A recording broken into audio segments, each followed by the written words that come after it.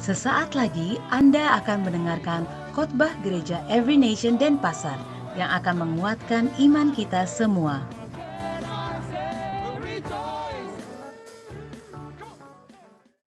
Saya ingin melanjutkan kenapa kita coba renungkan sebentar. Kenapa sih kita harus melayani?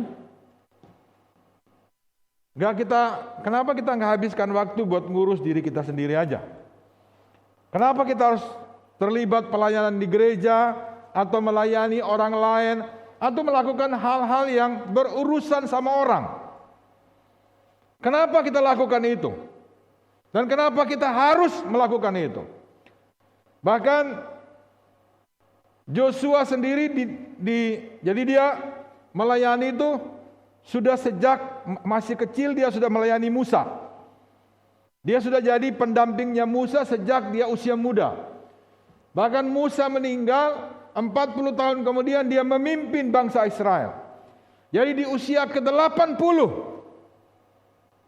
dia menegaskan kembali lagi. Dia bilang, saya dan seisi rumah saya akan beribadah, akan melayani Tuhan. Ini bukan sesuatu statement yang tiba-tiba. Tapi dia sudah hidupi sekian tahun, 80 tahun dia sudah hidup melayani Tuhan.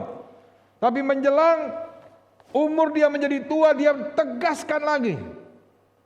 Pilihlah pada hari ini, engkau menyembah Allah yang di sungai Efrat atau yang di tengah-tengah Kanaan atau Tuhan itu sendiri. Pilihlah. Tapi saya dan seisi rumah saya akan melayani Tuhan. Ini bukan pilihan tiba-tiba, tapi itu sudah kehidupan dia. Dan dia ingin menegaskan kembali, memberi warisan bagi generasi dia, memberi warisan bagi anak-anak dia, bahwa menyembah Tuhan, melayani Tuhan itu adalah hidup yang sesungguhnya. Dia mau kasih tahu generasi itu, dia mau kasih tahu bangsa itu, yang semua sudah dapat bagian, dapat tanah ya. Mereka setiap suku sudah dapat tempatnya, jadi sudah masuk ke dalam keadaan kenyamanan. Tapi Joshua tegaskan, sekalipun engkau nyaman hidupmu, make sure engkau sedang melayani Tuhan. Engkau sedang beribadah kepada Tuhan. Saya akan memilih itu dan keluarga saya. Jadi ini bukan suatu perkataan yang biasa, tapi kehidupan dia importasikan kembali. Dia teguhkan kembali, dia tegaskan kembali supaya generasi setelah dia tidak mau kehilangan itu. Dia berikan legacy, warisan. Jadi sudah sekian tahun dia lakukan, dia tegaskan ulang lagi. Itu hal penting. Kata melayani itu sendiri kalau dalam bahasa atau dalam kamus bahasa Indonesia ya, kamus besar bahasa Indonesia, itu menerima, menyambut atau ajakan. Melayani itu juga membantu menyiapkan, mengurus apa-apa yang diperlukan. Meladeni, misalnya pembantu yang sibuk melayani tamu, mengendalikan atau melaksanakan penggunaannya. Jadi Joshua melakukan itu sepanjang hidupnya. Bahkan setelah dia ungkapkan keputusan dia, berapa tahun kemudian dia meninggal di masa tuanya itu. Tapi saya coba renungkan, kenapa harus diucapkan itu lagi? Itu warisan, legacy yang dia mau tanamkan kepada generasi-generasi berikutnya. Nah, mari kita lihat juga apa yang kalau ini penting bagi Joshua, apakah bagi Tuhan Yesus juga penting apa enggak? Ya. Mari kita lihat apa yang Yesus ajarkan. Yaitu di Matius 25 ayat 31 sampai 46. Ya, Matius 25 ayat 31 sampai 46. Matius 25 itu perikop mengenai picture, gambaran yang Tuhan perlihatkan, akhir zaman tuh nanti begini, gitu loh. Atau dia bilang, kamu udah tahu nggak kira-kira gimana akhir zaman? Nah, itu di perikop pasal 25 itu dijelaskan sama Tuhan, diberikan picture, gambaran akhir zaman itu seperti apa. Nah, ada satu bagian penting di ayat 31 dia kasih tahu begini. Saya bacakan beberapa ayat di situ. apabila Anak Manusia datang. Itu siapa? Tuhan Yesus datang, ya. Dalam kemuliaannya dan semua malaikat bersama-sama dengan Dia. Jadi ini kalau Yesus datang nanti gak sendirian, bersama malaikat semua, ya. Kemudian maka Ia akan bersemayam di atas tahta kemuliaannya. Di mana tahtanya nggak tahu. Ya, Tuhan cuma picture-nya begitu nanti. Tuhan akan datang dengan malaikat-malaikatnya. Di ayat 32, lalu semua bangsa akan dikumpulkan. Ya. Semua bangsa dari Arab, dari Palestina, dari Jordan, dari Amerika, Rusia dikumpulkan semua. Berapa banyak itu? Kalau sekarang kan 7 miliaran lebih. Semua dikumpulkan. Jadi semua bangsa akan dikumpulkan dan Ia memisahkan seorang daripada seorang. Sama seperti gembala memisahkan domba dan kambing. Jadi ini nanti akhir zaman tuh begitu. Ya. Hari kedatangan Tuhan tuh akan itu yang terjadi. Ini gambaran akhir zaman. Di ayat 33, dan Ia akan menempatkan domba-domba di sebelah kanannya dan kambing-kambing di sebelah kirinya. Ya, jadi terbagi dua nanti. Jadi terbagi dua nanti kita. Ada di sebelah kanan, ada sebelah kiri. Pak, itu kapan Pak Dedi? Saya nggak tahu kapan, tapi yang pasti itu akan terjadi begitu nanti. Ya, mungkin ada suaminya di sini, istrinya di sini, bisa aja terjadi begitu. Kakaknya di sini, adiknya di sini, atau semua keluarganya di sini, bisa terjadi. Makanya kita perlu belajar firman Tuhan supaya kita siap nanti akhir zaman itu kayak apa. Atau kalau Tuhan datang itu kayak apa. Atau kita bisa pikir-pikir, saya nanti di kelompok yang mana ya? Nah, gitu. Nah, di ayat 34. Dan raja itu akan berkata kepada mereka yang di sebelah kanannya. Siapa yang sebelah kanan nanti? Gak tahu ya? Oke. Dan raja berkata kepada yang di sebelah kanan, mari hai kamu yang diberkati oleh Bapakku, terimalah kerajaan yang telah disediakan bagimu sejak dunia dijadikan. Ingat, Yesus datang itu nanti akan masuk ke kerajaan 1000 tahun, di mana Yesus memerintah bersama-sama dengan orang yang di sebelah kanan itu. Siapa yang mau sebelah kanan? Angkat tangan. Nah, yang lain ragu-ragu ya doain aja nanti. Ya. Kemudian terimalah kerajaan yang telah disediakan bagimu sejak dunia dijadikan. Sebab ketika aku lapar, jadi kenapa yang di sebelah kanan itu diajak dan menerima kerajaan? Kenapa? Kok tidak yang sebelah kiri? Kenapa? Karena yang sebelah kanan, sebab ketika aku lapar, kamu memberi aku makan. Ketika aku haus, kamu memberi aku minum. Ketika aku seorang asing, kamu memberi aku tumpangan. Ketika aku telanjang, kamu beri aku pakaian. Ketika aku sakit, kamu melawat aku. Ketika aku di dalam penjara, kamu mengunjungi aku.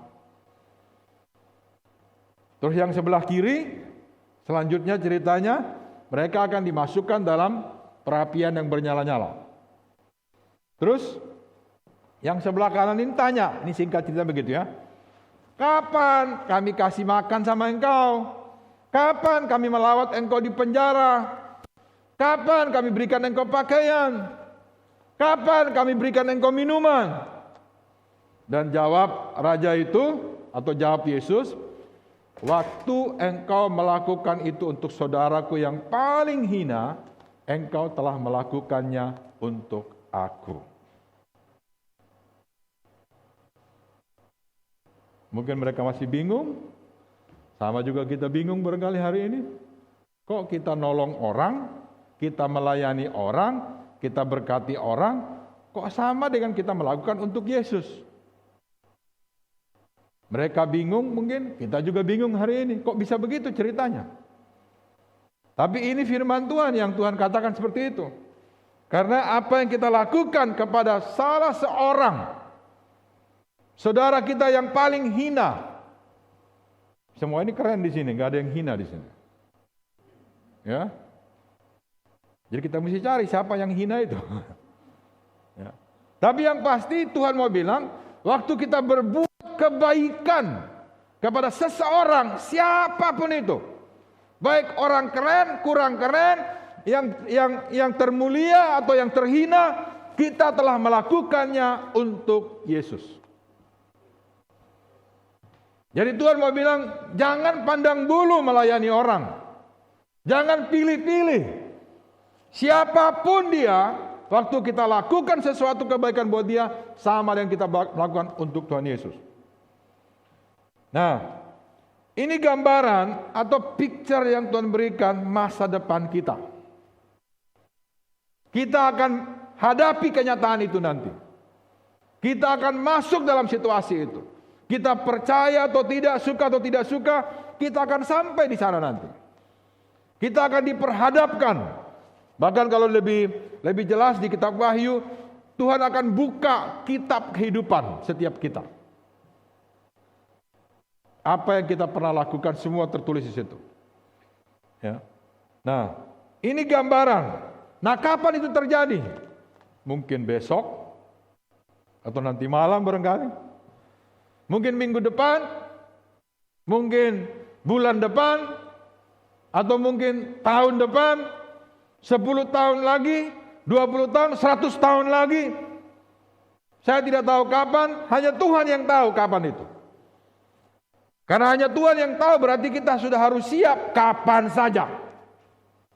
Karena bisa setelah saya khotbah, raja itu datang. Tapi isunya bukan kapan dia datang. Isunya apa yang saya sedang lakukan. Dan saya akan masuk di kelompok yang mana nanti. Jadi terlihat picture masa depan kita, gambaran masa depan kita. Nah, karena itu lebih jauh saya ingin bahas kenapa. Jadi kenapa kita harus melayani Tuhan? Apa sih yang tersirat, yang tertulis, yang tersembunyi dalam kebenaran ini? Nah, yang pertama, karena itu kenapa kita harus terus melayani? Karena yang pertama, karena itu kehidupan dasarnya itu. Jadi prime kehidupan yaitu, esensi daripada hidup itu yaitu melayani. Ayat 31 dibilang, apabila anak manusia datang dalam kemuliaannya, ia akan bersemayam di tahta kemuliaannya. Lalu semua bangsa akan dikumpulkan di hadapannya, dan dia memisahkan yang seorang dengan yang lain. Ya. Jadi dia datang itu penting. Hal yang penting lagi, dia memperjelas keberadaan kita. Ini dia berbicara mengenai masa depan kita, atau apa yang terjadi di depan kita.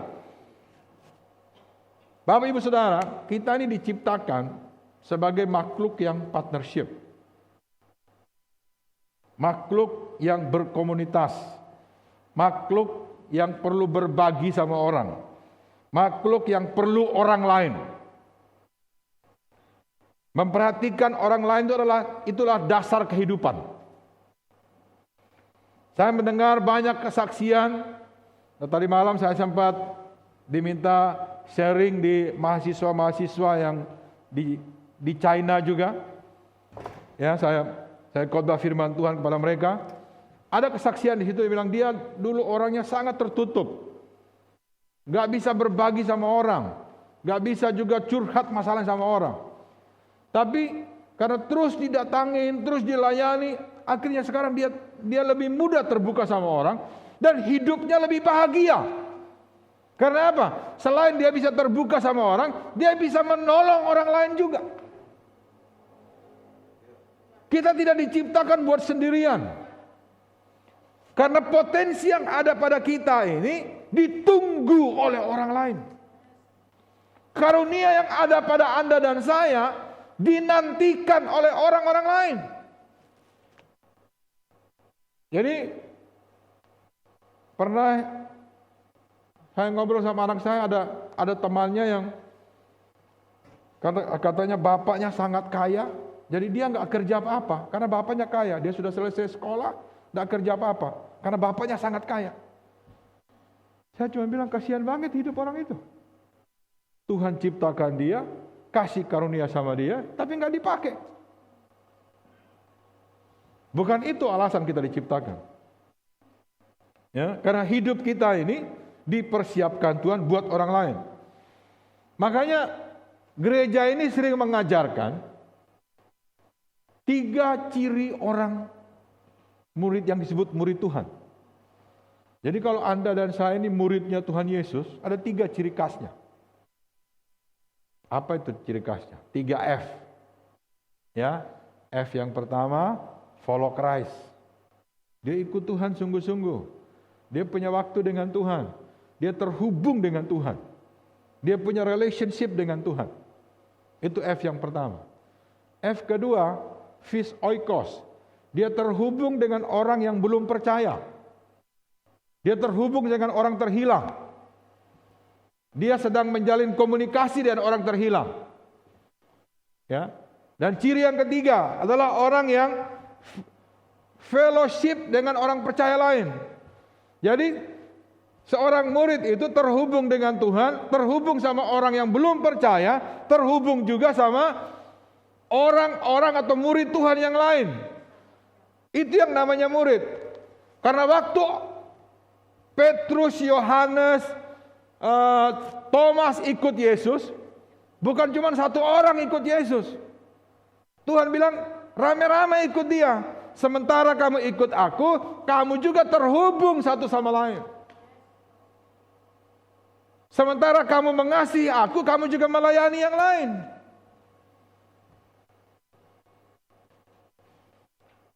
Gereja ini tempat pelatihan, ya, untuk melayani.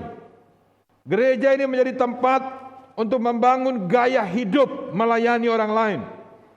Tuhan ciptakan gereja itu sebagai institusi resmi atau sebagai perwakilan kerajaan. Kedutaan besar kerajaan Allah itu gereja. Nah, kehidupan gereja itu diciptakan untuk terhubung satu sama lain. Untuk saling melayani satu sama lain. Jadi kalau Anda datang ke gereja, Anda harus terhubung sama orang. Harus ada orang yang Anda bisa curhat. Bisa dengar curhat mereka, Anda pun bisa curhat. Jangan, kalau tidak kita terjebak kesepian di tengah keramaian. Gereja institusi resmi yang Tuhan ciptakan sebagai kedutaan besar kerajaan Allah. Dan Tuhan mau kehidupan surga ada di gereja. Makanya doa Yesus jelas sekali. Di bumi seperti di surga. Di bumi di mana? Gereja. Gereja itu resmi dibuat oleh Tuhan, institusi diciptakan oleh Tuhan Yesus. Saya cuma bayangkan kalau Petrus tiba-tiba dia bangkit dari kematian. Dilihat, oh ini gereja MSI ya. Kamu kenal sama si itu? Ya, tahulah. Dia pernah curhat sama kamu enggak? Curhat buru-buru. Tahu namanya aja kagak loh. Wah. Ini bukan gereja ini, Petrus bilang. Karena gereja yang dimaksud Tuhan Yesus itu gereja yang satu dengan yang lain terhubung. Saling melayani, saling mengasihi satu sama lain. Itu gereja. Jadi kalau Anda datang ke gereja, terhubung sama orang, paling tidak kenalan. Ada orang asing, datangi dia. Ini yang Tuhan bilang, engkau memberikan tumpangan kepada orang asing. Jadi ada orang asing di gereja ini, samperin dia. Dari mana tahu gereja ini? Kesini sama siapa? Oh saya sama itu ya. Jadi make sure semua orang di dalam gereja terhubung satu sama lain. Itu alasan gereja ada. Karena kalau kamu saling mengasihi, kamu adalah muridku, Tuhan bilang. Dan pasti nggak ada yang musuhan di sini ya. Nggak boleh musuhan di gereja. Dilarang keras.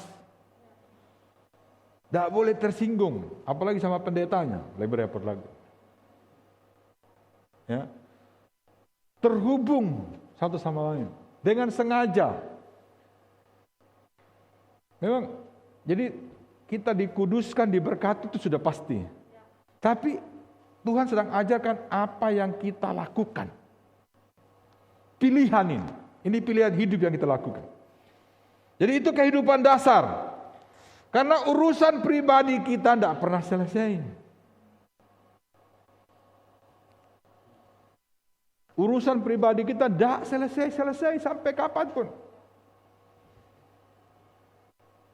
Ada masalah anak, masalah suami, masalah istri, masalah pekerjaan, masalah uang, masalah rumah perlu dicat, masalah ini perlu banyak sekali urusannya, tidak habis-habis. Tapi kalau kita terjebak ke situ aja yang kita urus, no, bukan itu dasar kehidupan yang Tuhan mau. Make sure ada orang yang Anda sedang perhatikan. Make sure ada orang yang sedang Anda layani. Ya. Karena itu gaya hidup kekristenan. Karena sampai kita meninggal, urusan pribadi kita tidak pernah tuntas. Bahkan waktu sudah meninggal pun, urusan pribadi kita ada yang urus.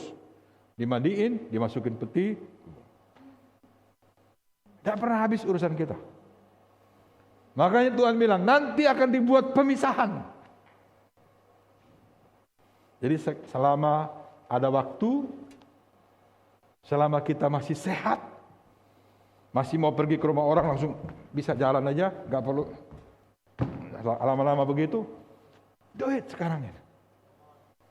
Kalau saudara baca buku Lego Principle, bapaknya Pastor Joy Bonifacio, umur 77 tahun, dia baru terima Tuhan Yesus. Tapi dengan ketuaannya, dia tahu temannya sakit, dia minta tolong antar saya ketemu dia. Jadi sudah bisa minta orang antar. Sekarang kalau masih bisa pergi sendiri ngurus orang, thank you Jesus. Itu kepercayaan, itu kehidupan. Ya, karena banyak orang menunggu uluran tangan kita. Banyak orang menunggu perhatian kita. Banyak orang menunggu ditanya, apa kabar kamu sekarang? Bagaimana keadaan? Boleh saya doakan kamu? Banyak orang menunggu karunia yang ada pada kita. Karunia menasihati, karunia memimpin, karunia melayani. Orang menunggu kita. Karena semua diciptakan sama, sempurna, berharga, dan ada karunia Tuhan di dalam diri kita. Yang Tuhan mau itu dipakai menjadi berkat bagi tubuh Kristus. Amin. Yang kedua, kenapa kita terus melayani? Karena itulah kehidupan yang sangat dihargai oleh Tuhan. Jadi artinya waktu kita melayani, Tuhan berikan penghargaan. Terbukti dari apa? Ayat 34. Dan Raja berkata, yang sudah ngurus orang, yang memberi makan kepada orang yang lagi lapar, yang mengunjungi orang sakit, yang berikan pakaian, yang berikan minuman kepada orang-orang di sebelah kanan. Artinya saya percaya bukan soal kita kasih nasi apa enggak. Kita perhatikan orang lain, itu intisari. Di sebelah kanan tempatnya. Dihargai oleh Tuhan. Sebab ketika aku lapar, engkau beri aku makan. Jadi kepedulian kepada orang lain, itu dihargai oleh Tuhan. Jadi apa yang kita lakukan buat orang lain, itu sesuatu banget buat Tuhan. Bukan sesuatu banget gitu, ada bangetnya. Ya. Sebaliknya juga. Maka ayat 45, maka ia akan menjawab mereka, aku berkata kepadamu, sesungguhnya segala sesuatu yang tidak kamu lakukan untuk salah seorang yang paling hina ini, kamu tidak melakukannya juga untuk aku.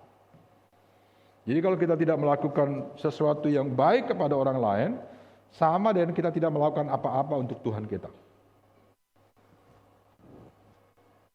Jadi ada punishment-nya juga. Tahukah saudara, satu hal yang bisa membuat surga bersuka cita. Satu hal yang bikin surga itu pasti gembira, pasti langsung tari-tarian di sana. Yaitu waktu satu orang berdosa bertobat. Nah, bagaimana bisa satu orang bertobat? Itu bukan pekerjaan satu orang. Pekerjaan rame-rame. Ya. Jadi misalnya begini. Coba Pak Ama berdiri ke depan sini. Jadi misalnya saya ketemu Pak Ama. Ya, di situ. Dia ini lagi minus 5 dalam pengetahuan akan Tuhan. Dia minus 5, artinya untuk orang bertobat itu harus di angka 0. Orang bertobat di angka 1. Nah, waktu saya ketemu dia, saya melakukan kebaikan sama dia, saya perhatikan sama dia, saya do something buat dia, saya sudah membuat dia bergeser ke angka minus 4. Nah, mungkin setelah itu Pak Edmund lagi ketemu Pak Ama, ngobrol sama dia, berbuat kebaikan buat dia, menggeser dia di minus 3. Nanti mungkin ketemu Pak Tutus lagi, jadi ada kerjasama. Nah, begitu nanti Pak Ama sudah di 0, dia sedang mencari ini, jadi terus saya harus bagaimana hidup. Ketemu Pak Idot, dikasih one-to-one mengenai ketuhanan. Bertobat terima Yesus, satu surga bersorak-sorai. Pekerjaan siapa? Bukan pekerjaan Pak Idot sendirian. Pekerjaan kita rame-rame. Mungkin saja Anda akan menuai hari ini. Tapi itu pekerjaan orang lain sudah ada sebelumnya di belakang. Thank you, Pak. Ya. Jadi apa yang kita lakukan kepada orang lain membawa dia untuk siap menerima keselamatan. Jadi surga itu sudah nunggu begini. Sudah pergi, sudah do something, ini sudah mau sampai nih, sudah di 0, tinggal sedikit lagi. Lakukan kebaikan biar dia melihat ada Tuhan yang hidup. Karena apa? Orang mengenal Tuhan bukan tiba-tiba Yesus turun dari surga, pingsan semua. Tapi orang mengenal siapa Tuhan itu dari tindakan hidup Anda dan saya. Ya, ketemu Budayu buat sesuatu, mungkin hanya berbuat sedikit kebaikan. Wah, ibu ini baik sekali. Oh, ternyata dia punya Tuhan Yesus. Bergeserlah orang ini dari minus 1 ke 0 sekarang.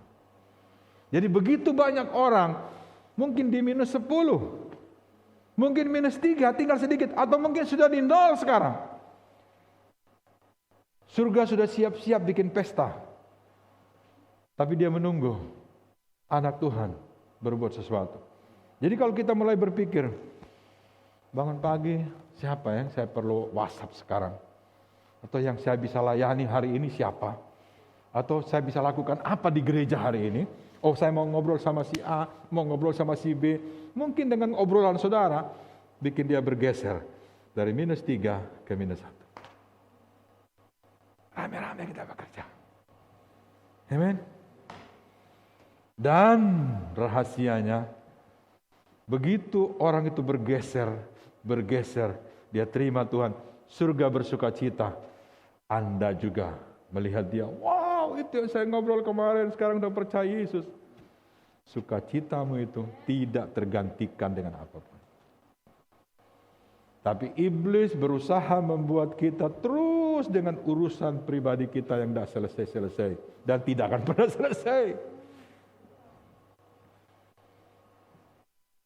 Yang terakhir, ketiga, kenapa kita terus melayani? Karena itu kehidupan masa depan atau investasi. Dan raja itu berkata kepada mereka yang sebelah kanan, marilah, hai kamu yang diberkati oleh Bapakku, terimalah kerajaan yang telah disediakan bagi kamu sejak dunia. Jadi ada tuaian, ada penghargaan. Jadi kita yang di sebelah kanan itu secara teologis kebenarannya akan memerintah bersama dengan Tuhan Yesus nanti. Mungkin kita ini ada yang jadi camat, jadi lurah dalam kerajaan 1000 tahun yang iblis sudah diikat. Semua baik-baik.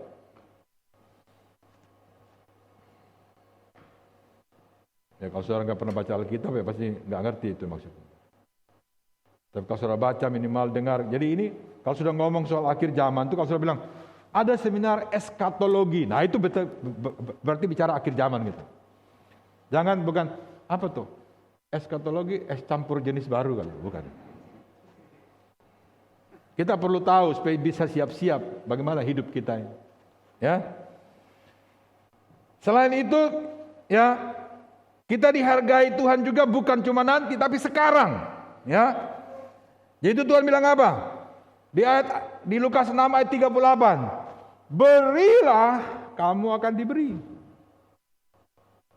Beri perhatian, akan dapat perhatian. Berikan uang, akan dapat uang. Berikan belas kasihan, akan terima belas kasihan. Melayani orang, akan dilayani. Itulah kehidupan. Kita perlu dilayani, tapi bagaimana supaya dilayani? Kita melayani dulu.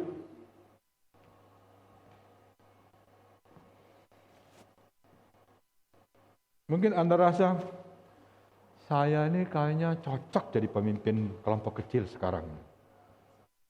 Ya, datang aja sama Pastor Ari. Pak Ari, saya mau buka kelompok kecil gimana? Pasti diajarin, langsung di training 24 jam. Karena itu panggilan kita semua. Setiap Anda bisa jadi pemimpin. Dari wajah aja kelihatan wajah pemimpin kelompok kecil semuanya. Dan orang sedang menanti Anda melayani mereka. Mungkin mereka mata sombong masih ada gitu. Tapi kebutuhan di dalam tidak bisa ditipu.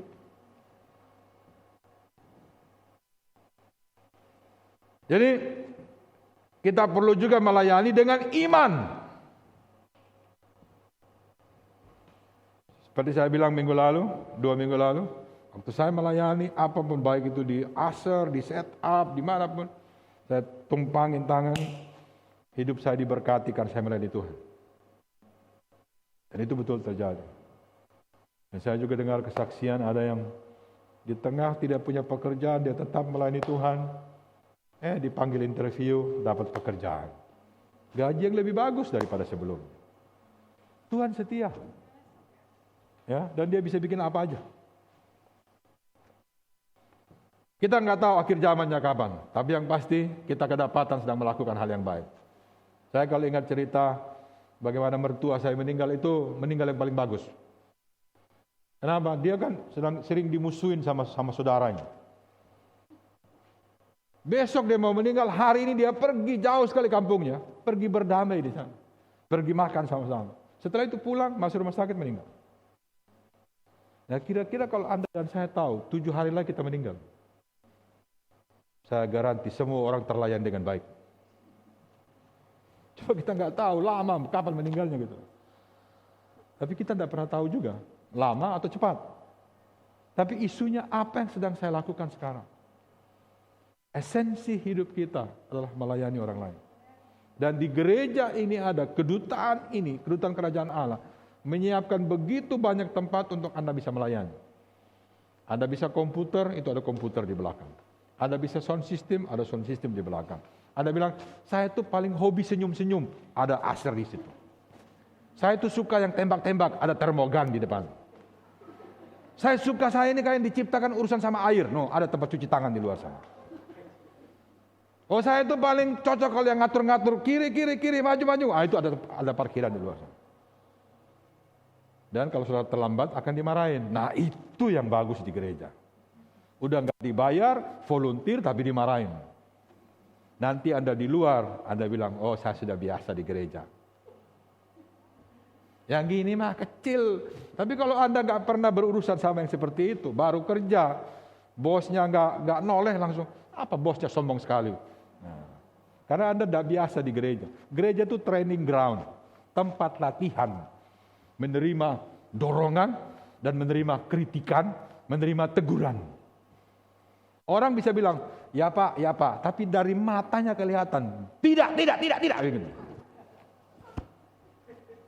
Nah, kakak rohanimu pasti ngerti yang begitu. Oke, jadi kamu gini, ya Pak, tahu dalam hati, matamu itu loh, ngomong lebih banyak dari kata iya itu. Karena kita manusia roh, kita ngerti di dalamnya. Ya. Nah, Bapak Ibu Saudara, apa yang kita lakukan kalau sudah dikasih tahu Tuhan? 1 minggu lagi waktumu. Pasti sudah tuh di rumah diurus sudah, mana nih orang yang perlu dibantu, kita akan cari semua.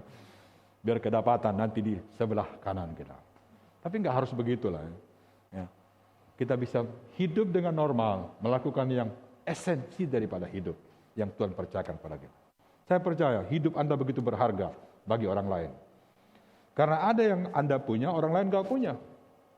Jadi kekosongan itu sedang dinantikan untuk sinergi.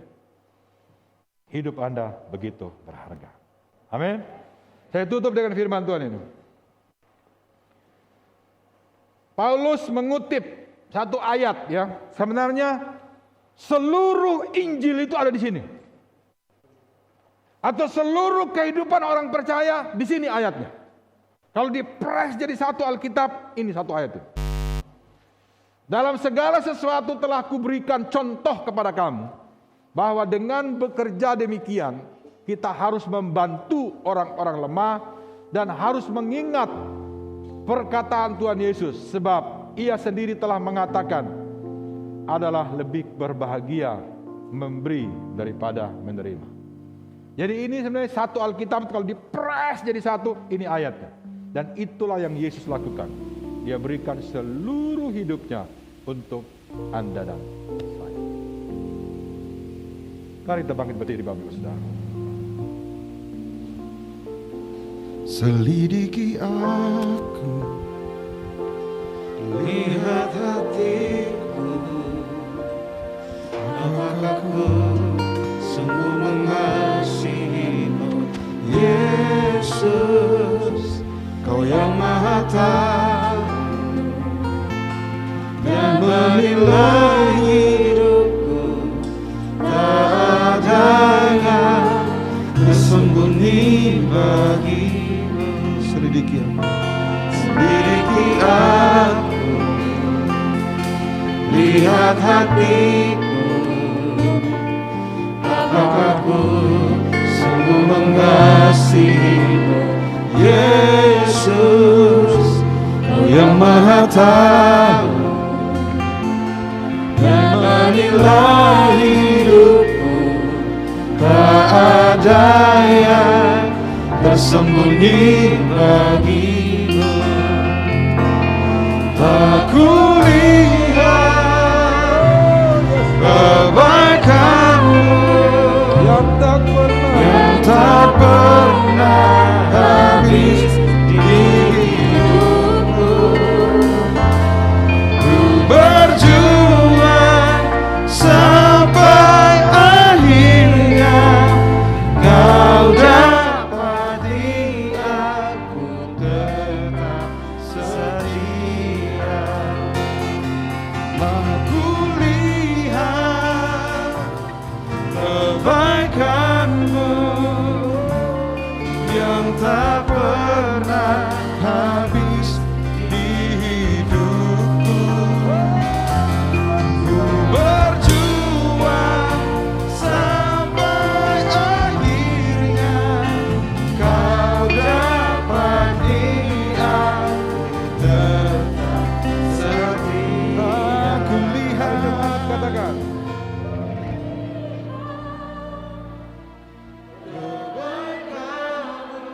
Yes, Tuhan. yang tak pernah habis di hidupku. Berjuang sampai akhirnya Kau dapati aku tetap setia. Penyakit apapun, engkau dipagari dengan kasih setia Tuhan. Tuhan mengarahkan wajahnya kepadamu dan memberi engkau kasih karunia. Dan Dia menyinari engkau dengan wajahnya, memberi engkau kemenangan demi kemenangan dalam setiap area kehidupan. Tuhan menghadapkan wajahnya kepadamu dan memberi engkau damai sejahtera. Dalam situasi apapun engkau tetap melihat bahwa ada Tuhan yang hidup. yang tidak pernah meninggalkan engkau. Pulanglah dengan damai sejahtera, sebab Tuhan memberkati pekerjaanmu, Tuhan memberkati kehidupanmu, Tuhan memberkati relationshipmu, Tuhan memberkati apa yang dikerjakan dengan tangannya, dengan tanganmu. Bahkan Tuhan mengarahkan wajahnya kepadamu, memberi engkau kekuatan untuk berhasil, dan memberi engkau perlindungan dari sekarang ini sampai selama-lamanya. Di dalam nama Yesus orang percaya katakan, amin. Tuhan memberkati. Kiranya firman Tuhan yang telah didengar menguatkan iman kita untuk kita bisa menjadi pelaku firman-Nya. Tuhan Yesus memberkati. Rejoice!